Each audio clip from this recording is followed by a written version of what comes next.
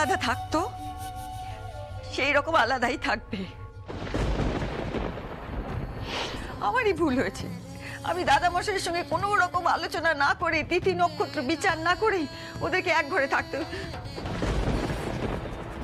মা প্লিজ আমার কথাটা একবার শোনো, এখন অনেক রাত হয়েছে মা, এখন শ্যামাকে তুমি এই ঘর থেকে চলে যেতে বলছো, ব্যাপারটা খুব এম্বারেসিং।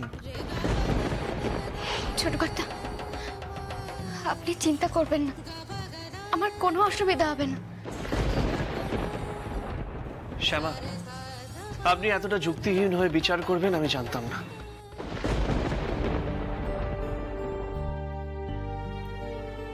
আমি যে আপনাকে কি বলে ধন্যবাদ দেব আমি জানি না ছোট কর্তা, সত্যি জানি না। এত ভালোবাসা, এত সম্মান আপনি আমাকে দিয়েছেন, তার কোনো শেষ নেই। কপালটা আমারই খারাপ, আজ সুযোগ পেয়েও আমি সেটা আপনাকে ফিরিয়ে দিতে পারলাম না ছোট কর্তা। কিন্তু আমি বা কি করে ফিরিয়ে দিতাম? মায়ের আদেশকে অমান্য করে যে আমি আপনাকে কিচ্ছু ফিরিয়ে দিতে পারতাম না। ওই ঘটনাটাতে মা আজকে ভয় পেয়েছে, অশুভ ইঙ্গিত পেয়েছে। এরপরেও সবকিছুকে অস্বীকার করে আমি কিচ্ছু ফিরিয়ে দিতে পারতাম না ছোট কর্তা, পারতাম না। বর্দিদি, তুমি? শ্যামা, তোমার মনটা খুব খারাপ করছে তাই না? তোমার এই দিদিটার মনটাও যে খুব খারাপ করছে। আমি তো আজ অব্দি মুখ ফুটে কিছু বলতে শিখলাম না, নিজের অধিকারটাও দাবি করতে পারলাম না। ভেবেছিলাম এতদিন এত কিছুর পরে তোমার জীবনে সবকিছু ঠিকঠাক হয়ে গেল, নিজের হাতে নিখিলের ঘরে সব জিনিসপত্র রেখে দিয়ে এলাম। তারপরও তোমার এই দিদিটা আর কিছু করতে পারলো না, আমার বোনটার জন্য আর কিছু করতে পারলাম না। মন খারাপ করো না গো বর্দিদি। দেখো, এই বাড়িতে তোমার মতো আপনার আমার কে আছে বলো? তুমিও যদি মন খারাপ করো তাহলে যে আমার খুব কষ্ট হবে বর্দিদি, খুব কষ্ট হবে। দেখো, এমনিতে ছোট কর্তার কথা রাখতে পারিনি বলে আমার মনটা খুব খারাপ লাগছে বর্দিদি। কিন্তু আমি বা কি করে মায়ের আদেশটা অমান্য করতাম বলো তো? আচ্ছা বর্দিদি, তুমি পারতে? মা সন্তানের ভালোর জন্য একটা কিছু চেয়েছে, আমি সেটাকে কি করে অস্বীকার করতাম? আমি বুঝতে পারছি তোমার দোটানাটা, কিন্তু নিখিলের মনটা যে পুরো ভেঙে গেছে শ্যামা। ওর এই অভিমানটা তো তোমাকেই ভাঙাতে হবে। দেখো, নিখিল আজ তোমার সাথে থাকতে চেয়েছিল, তোমার জন্য উপহার এনেছিল। বর্দিদি, আমিও তো উপহার এনেছিলাম ওনার জন্য বলো, আর সেই উপহার থেকেই তো এই সর্বনাশটা হলো। তুমি বলো না, এরপরেও কি আমি মায়ের কথাটা অমান্য করতে পারতাম? পারতাম না বর্দিদি। তবুও আমি বলবো শ্যামা, নিখিলের ব্যাপারটা তো তোমাকেই ভাবতে হবে। ও তোমাকে ভালোবাসে, ও তোমাকে কতটা কাছে চায় তুমি বুঝতে পারছো না?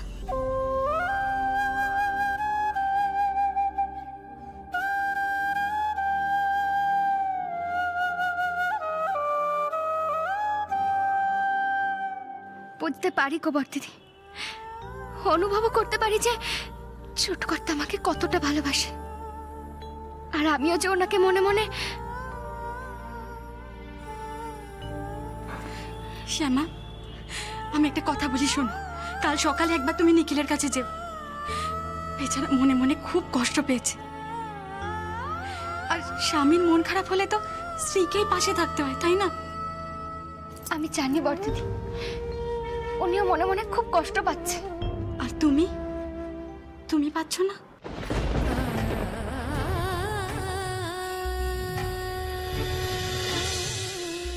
জানো তো, তোমাদেরকে দেখলে না আমার মনটা ভরে যায়। তখন মনে হয় টাকা পয়সা, শিক্ষা দীক্ষা, গ্রাম শহর এগুলো কোনোটাই বড় কথা নয়, মনের মিলটাই আসল। এই যে তোমরা দুজন এত কষ্ট পাচ্ছ, এটাই তো ভালোবাসা শ্যামা।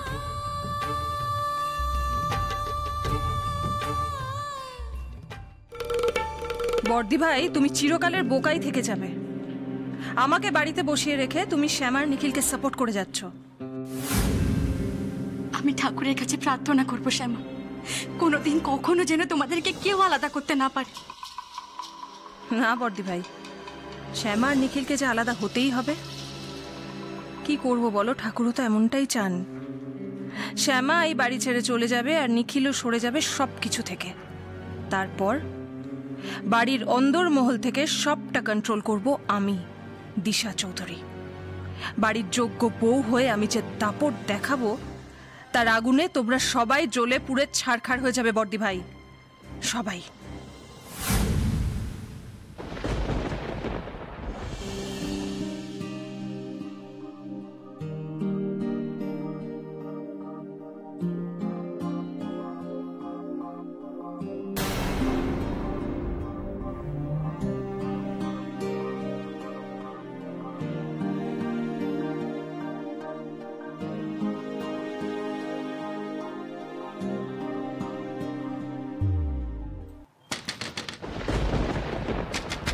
ছোট কর্তা,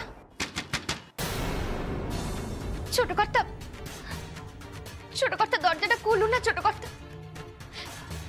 দেখুন, আমি তো শুধু মায়ের আদেশটুকুই পালন করেছি।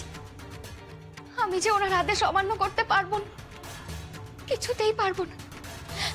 তাছাড়া উনি যেটা চেয়েছেন সেটা তো আপনার ভালোর জন্যই চেয়েছেন। বলুন, একবার খুলুন না ছোট কর্তা, একবার দরজাটা খুলুন না। আপনি কি আমার সঙ্গে কথা বলবেন না? এ আপনার কেমন বিচার বলুন তো? আমার কি আনন্দ হচ্ছে আজ আমি আপনার সঙ্গে থাকতে পারবো না, সেই জন্য যে আমারও খুব কষ্ট হচ্ছে। খুলুন না ছোট কর্তা, একবার দরজাটা খুলুন না।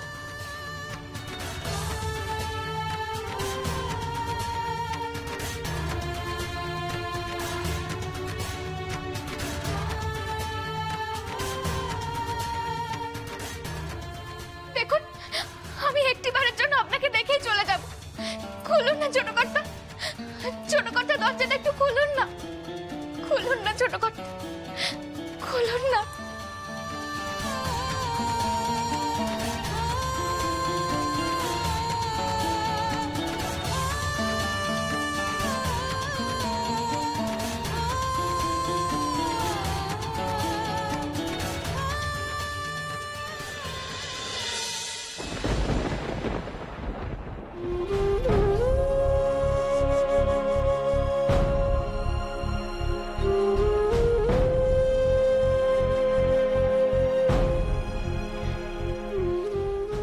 আমি তো আপনার কাছে ক্ষমা চাইবার জন্য এসেছি।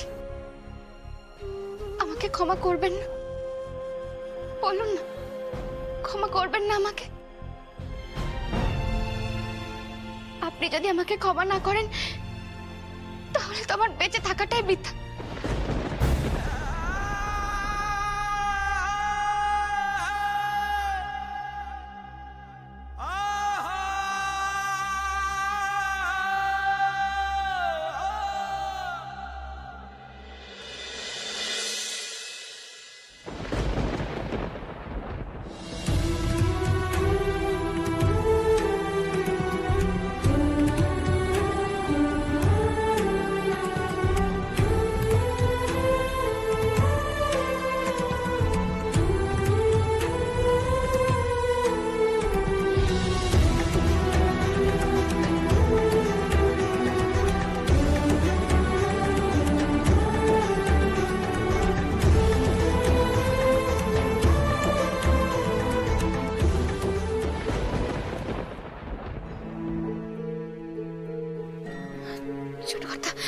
ছোট কথা, হাতটা ছাড়ুন। দেখুন, কেউ দেখে ফেললে বিপদ হয়ে যাবে। মা বারণ করেছে আমাদেরকে আজকে থাকতে। ছোট কথা, ছাড়ুন না। ঠিক আছে, মায়ের কথা মেনে আপনি গেস্ট রুমেই থাকুন, এই ঘরে আসতেও হবে না। কিন্তু শ্যামা, একটা কথা মাথায় রাখবেন, আজ যখন মায়ের এই কথাটা শুনেছে এরপর তাহলে মায়ের সব কুসংস্কারের কথা আপনাকে শুনতে হবে। আজ মায়ের এই কথাটা মেনেছেন, পরশু মায়ের অন্য কোনো ধ্যান ধারণার কথা মানতে হবে। সবকিছু মানবেন তো?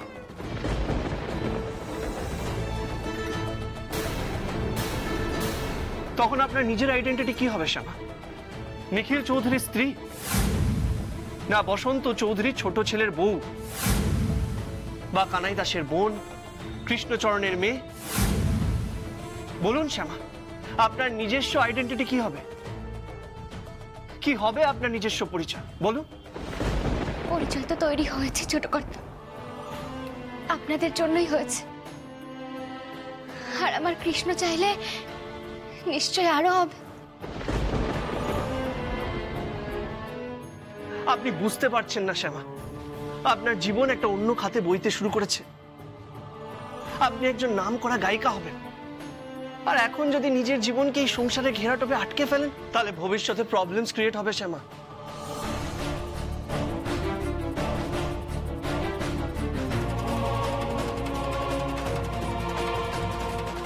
কিন্তু ছোট কর্তা, সংসারকে দূরে ফেলে দিয়ে যে আমি কোনো কিছুকে জীবনে আপন করে নিতে পারবো না।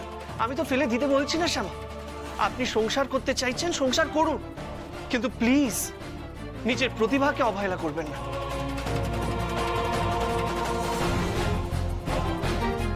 যাই হয়ে যাক শ্যামা, সম্পর্ক নষ্ট হয়ে যাক, মুখ দেখা দেখি বন্ধ হয়ে যাক, যতই বাধা আসুক, নিজের স্বপ্ন পূরণের রাস্তায় কাউকে আসতে দেবেন না।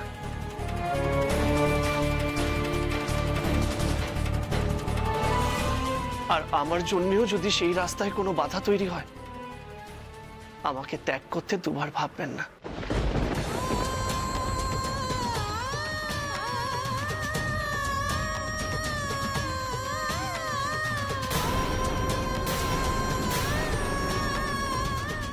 না, আমি পারবো না ছোট কর্তা, যাই হয়ে যাক না কেন আমি আপনাকে ত্যাগ করতে পারবো না।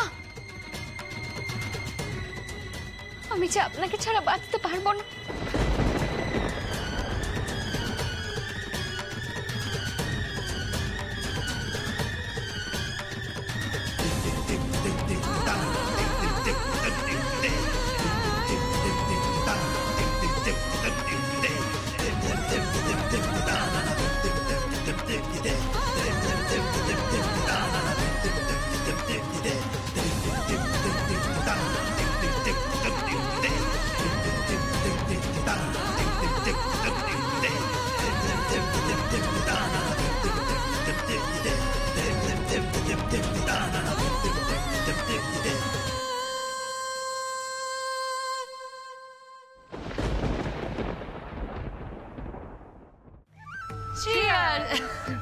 মেজ বৌদি, তুমি যা প্ল্যান করলে তোমার রেস্টুরেন্টে নিয়ে গিয়ে ট্রিট দেবো।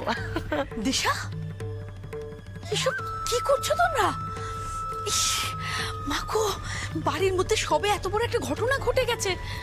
ঠাকুর, কেউ যদি এখন ঘরে চলে আসে কি ভাববে? লোকে দেখলে কি বলবে? মাসিমণি প্লিজ শান্ত হও। আজ এত স্পেশাল একটা দিন, একটু সেলিব্রেটও করতে পারবো না? আর দেখলে বুঝবে কি করে? লোকে তো ভাবে আমরা কোল্ড ড্রিঙ্ক খাচ্ছি, কিন্তু কোল্ড ড্রিঙ্কে যে কি মেশানো আছে সেটা তো শুধু তুমি বুঝতে পারছো। গন্ধ বেরোচ্ছে দিশা, লোকে এত বোকা নয়। আর প্লিজ এরকম করো না, আমার কথা শোনো। মাঝমাঝি প্লিজ আমার মাথাটা খেও না, আজকে দিনটা সেলিব্রেট করতে দাও প্লিজ। মা, আজকে এত সুন্দর একটা আনন্দের দিন, দেখতে পাচ্ছ না আমরা কিরকম ভাবে সেলিব্রেট করছি। শোনো শোনো, আমার কথা শোনো, ছোটদা আর শ্যামা আলাদা হয়ে গেছে, এর থেকে আনন্দের দিন আর হতে পারে? দিশা, দিশা প্লিজ, ওকে এসব খাওয়াতে এনকারেজ করো না। তুমি দেখো ওর এসবে তো অভ্যেস নেই, কেমন করছে দেখো না। চুপ করো তো মাসিমণি, রাধা নাকি এসবের অভ্যেস নেই। রাধা যে কি পারে আর পারে না, রাধা খুব স্মার্ট মেয়ে। কেন গো, তুমি ওকে ন্যাকা ন্যাকা সাজিয়ে রাখো বলো তো? রাধা কিছু মনে করো না, আসলে এতদিন ধরে শ্যামা গান গেয়েছে, তুমি জাস্ট অভিনয় করেছো গান গাওয়ার। তোমার মা তোমার একটা ইমেজ তৈরি করেছিলেন, এরকম ভাবে সাজিয়ে গুছিয়ে তোমায় প্রেজেন্ট করেন সব সময়। সেই ইমেজটা থেকে, সেই অভ্যেসটা থেকে মানে সেই ফার্স্টটা থেকে তোমার মা বোধহয় এখনো বেরোতে পারছেন না।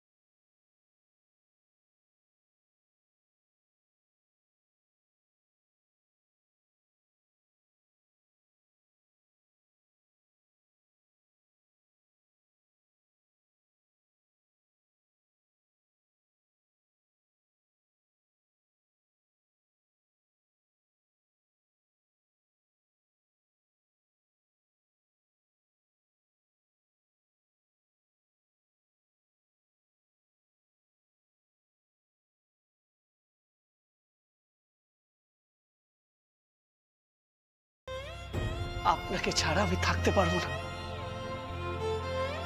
তাহলে তাহলে বাধা কোথায়?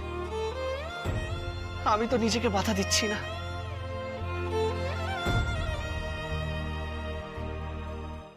ঠিক বলেছ দিশা, আমাকে যা ইচ্ছে তাই বলো, ক্ষতি নেই, কিন্তু প্লিজ সেলিব্রেট করবার নাম করে এরকম বাড়াবাড়ি করো না তোমরা। আচ্ছা, এই একটা রাত আনন্দ করে কি লাভ বলো? সারা জীবনের মতো নিখিল শ্যামাকে দূরে রাখতে পারবে তুমি?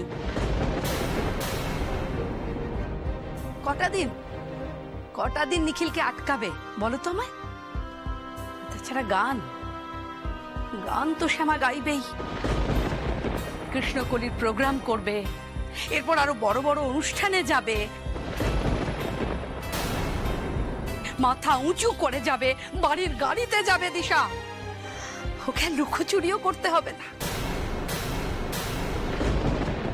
দেখো না, শ্যামার অ্যালবাম বেরোবে, প্লেব্যাক করবে, নাম খ্যাতি ছড়িয়ে পড়বে শহরে, শ্যামা শ্যামা শ্যামা। পারবে আটকাতে? পারবে নাকি তখন ঘরে বসে সব চাইপাশ গিলবে আর হাউতাশ করবে তোমরা?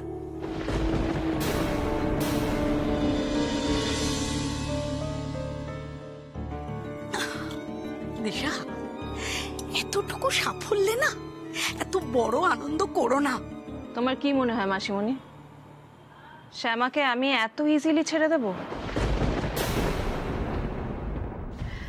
আমি থাকতে শ্যামা চোখের সামনে বিখ্যাত হয়ে উঠবে, সেটা আমি হতে দেব? ওরা আমাকে যোগ্য বউ হওয়ার চ্যালেঞ্জ করেছে না? শ্যামা নিজে মহৎ হবে বলে আমার হাতে চাবি তুলে দিয়েছে। আমাকে তো সেটার মর্যাদা রাখতে হবে, নিজের যোগ্যতার প্রমাণ তো আমাকে দিতে হবে মাসিমণি। তাই আমি মাকে সুন্দর করে বুঝিয়ে বলবো যে আমরা 3 বউ মিলে বাড়ির প্রত্যেকটা কাজ খুব ভালোবেসে ভাগ করে নিতে চাই। তাতে কি হবে? অনেক কিছু হবে মাসিমণি তাতে। বেচারি শ্যামার কপালে এত কাজ জুটবে, এত কাজ জুটবে যে শ্যামার গান গাওয়ার জন্য কোনো ফ্রি টাইমই পাবে না।